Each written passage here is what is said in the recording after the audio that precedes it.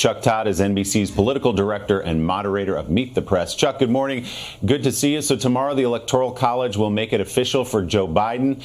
President Trump has vowed to continue to fight, as he said in a tweet the other day. What does that mean exactly, and how does this end now?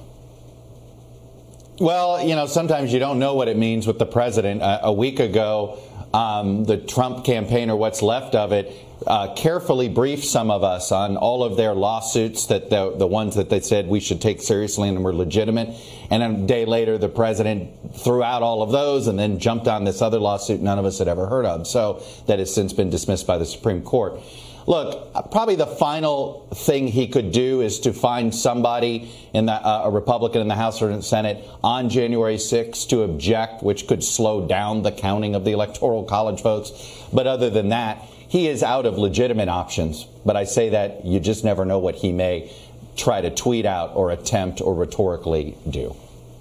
Yeah, most people don't expect him to concede. He will continue at least to give the appearance of fighting.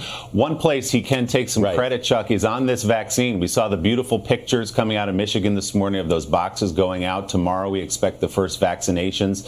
There's a lot of skepticism in this country about whether or not to take the vaccine. Do you expect the president to step out front and say, yes, it's safe, let's get people vaccinated?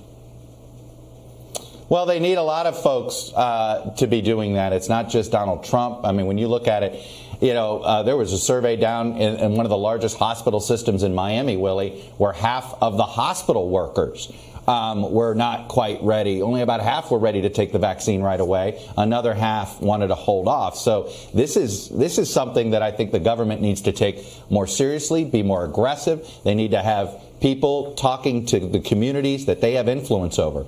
The president, he's got influence over his folks. You got to have folks that talk influencers in different communities, because this is going to be a real challenge. Yeah, important messaging here. Chuck, thank you so much. We'll, of course, look for much more this morning on Meet the Press when Chuck talks about the coronavirus crisis and the vaccine with the director of the National Institutes of Health, Dr. Francis Collins.